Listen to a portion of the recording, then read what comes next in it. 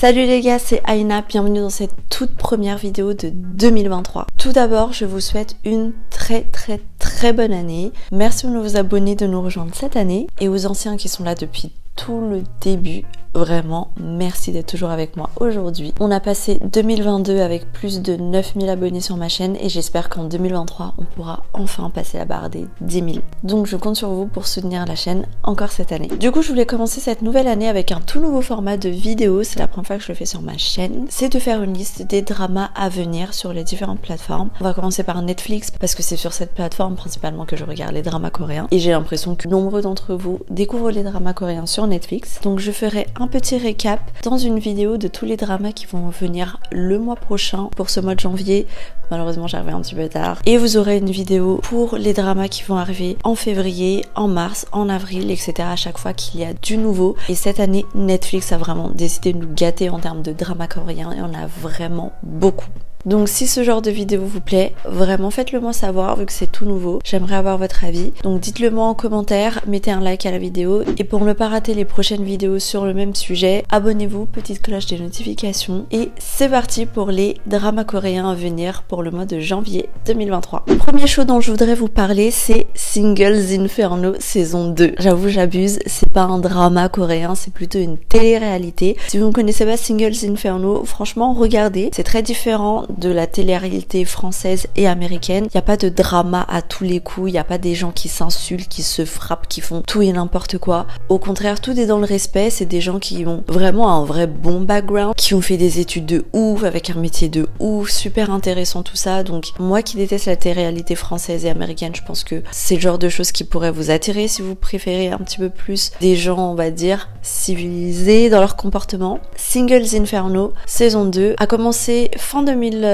je crois, et du coup les derniers épisodes sont apparus en ce janvier 2023. 12 hommes et femmes célibataires qui cherchent un potentiel partenaire débarquent sur une île déserte qu'on appelle l'enfer. Ils vont passer 8 jours sur cette île pour apprendre à se connaître, se séduire et surtout gagner des jeux pour accéder au paradis. Le paradis est un hôtel luxueux, le seul endroit où les candidats peuvent révéler leur âge et leur profession. C'est un moment intime qui les conduira vers la décision finale du choix de leurs futurs amants. J'adore Singles Inferno, j'adore la saison 1, j'adore la saison 2, donc je ne peux que vous conseiller de regarder ce genre de télé-réalité, ça change vraiment des télé-réalités françaises, donc dites-moi ce que vous en pensez. Numéro 2, Alchemy of Souls, partie 2. C'est le tout premier drama coréen que je vous présente de cette liste. Après la partie 1 qui a connu un franc succès, Alchemy of Souls revient avec une saison 2. Pour être honnête avec vous, j'ai pas eu le temps de regarder la saison 1, il faut que je regarde la saison 2 aussi. Je vais directement vous résumer la partie 2, parce que comme ça, pour ceux qui n'ont pas regardé la partie 1, ça vous spoil pas non plus. Pour la partie 2, 3 ans après la tragédie qui a conduit Mukdo à se déchaîner et tuer des innocents, Jang Young revient entre les morts grâce à la puissance pierre de glace contenue à l'intérieur de son corps. Jang Young devient un impitoyable chasseur, de plus en plus isolé à cause de sa mort et son chagrin d'amour envers Mukdok. Il rencontre ensuite la mystérieuse héritière Jin Bu-yeon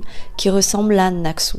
Est-ce que vous avez compris quelque chose? Pour vous comme moi qui n'ont pas regardé la partie 1, évidemment on n'a rien compris. Les personnes qui ont déjà regardé, je pense que ça vous donne très envie de regarder la partie 2. La partie 2 d'Alchemy of Souls arrive le 21 janvier sur Netflix. Numéro 3, Tramway. À la suite d'une tragédie soudaine, la femme d'un politicien doit sortir de l'ombre et affronter des secrets de famille ainsi que son propre passé.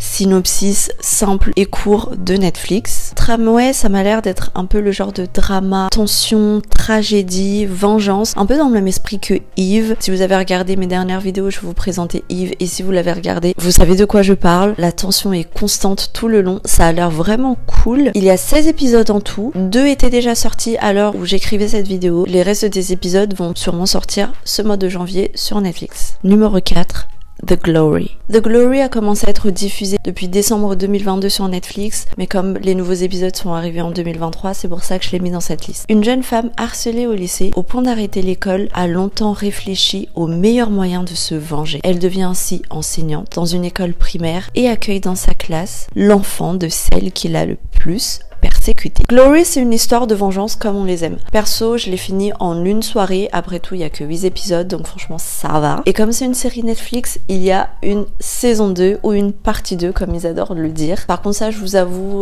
moi, je préfère les dramas à 16 épisodes et comme ça, c'est plié, plutôt que d'attendre encore les épisodes plus tard en mode saison, un peu comme les séries américaines. C'est pas trop mon truc. En tout cas, je vous conseille de le regarder parce que c'était un bon drama. Ça se regarde vite et ça se regarde facilement. Pour ceux qui l'ont vu, n'hésitez pas à me dire ce que vous en avez pensé dans les commentaires. Numéro 5. Awaken. Il y a très longtemps, dans un village isolé, s'est déroulé un événement étrange aux lourdes conséquences qui n'ont jamais été résolues. Avec le temps, les habitants finissent par oublier ces événements mystérieux. 30 ans plus tard, de nouvelles affaires semblables surviennent de nouveau. Cette fois-ci, une équipe d'agents de police, détectives et FBI sont sur le coup, bien déterminés à résoudre cette affaire. Awaken est une série de 16 épisodes pleine de rebondissements qui se déroulent sur 2 timelines. Lors des premiers événements et le présent. Pour ceux qui ne connaissent pas trop ce genre de série, c'est un peu comme la série Once Upon a Time où vous avez les événements passés qui ont fait que du coup maintenant les gens se comportent de cette manière. Vous avez la storyline où les personnages sont en mode personnages de fiction et la storyline où les personnages sont vraiment dans la vraie vie. Je pense que Awaken c'est un petit peu le même délire. C'est le genre de disposition que j'aime beaucoup. Les premiers épisodes sortiront le 20 janvier. Numéro 6. The Light in Your Eyes. Je vous le dis tout de suite, j'ai trop hâte de regarder ce drama. Il y a Nam Jo-hyun qui joue dedans, donc c'est forcément un bon drama. C'est une série romantique dramatique, donc je sens que les larmes vont couler. Ça raconte l'histoire d'une femme qui paie le prix fort pour avoir voulu manipuler le temps en se réveillant âgée de 70 ans après avoir utilisé une mystérieuse montre. Ça part un peu en fiction, magie, regret d'une vie passée, etc. Tout ce que j'aime, j'ai vraiment trop hâte de découvrir ce drama. Il sera disponible sur Netflix dès le 31 janvier. Si vous comptez le regarder, dites-le moi, comme ça on pourra en parler ensemble dans une prochaine vidéo. En tout cas, je sens que ce drama va être une pépite. Numéro 7. Moment of 18. On nous propose un petit drama school life, ça faisait longtemps. Moment of 18 nous raconte l'histoire d'un lycéen introverti, solitaire et incompris qui se retrouve obligé de sortir de sa coquille quand il change d'établissement. Il se retrouve confronté à de nouvelles épreuves et surtout à l'amour. Vu l'image de l'affiche, je pense qu'on va avoir un petit triangle amoureux sympathique. Moment of 18 sera disponible le 31 janvier. Numéro 8. The Wind Blows. The Wind Blows raconte l'histoire d'un homme atteint de la maladie d'Alzheimer et divorce de l'amour de sa vie sans lui dire pourquoi. Il retombe sur elle des années plus tard. Une autre série sentimentale et émotions qui vont faire monter les larmes. En tout cas, je l'espère. Vous savez, j'adore les histoires d'amour puissantes comme ça, des amours perdus et après ils se retrouvent, truc machin. C'est pour ça que mon film préféré c'est The Notebook avec Ryan Gosling. Pour ceux qui l'ont regardé, qui ont la ref, pleurons ensemble s'il vous plaît. Qui n'a pas pleuré quand ils ont regardé ce film? Franchement, il est trop triste. J'ai l'impression que du coup ce drama va partir un peu dans la même histoire ou les mêmes thématiques, donc j'ai bien envie de le regarder. Il sera diffusé le 31 janvier. Numéro 9, The Interest of Love. C'est un drama romantique qui en veut peut-être le détour. Il y a pas mal de bons acteurs qui jouent dedans. On a Moon Ga-young qui a joué dans True Beauty et Jun Ga-ram qui a joué dans Love Alarm. Normalement, vu le cast, ça devrait être quelque chose d'assez intéressant. Interest of Love raconte l'histoire de 4 individus qui travaillent dans la même banque et s'empêtrent dans des histoires de cœur compliquées et découvrent jusqu'où ils sont prêts à aller par amour. Je sais pas trop quoi en penser du plot, mais écoutez, pourquoi pas. Il sera disponible le 26 janvier. Numéro 10, Flower Crew.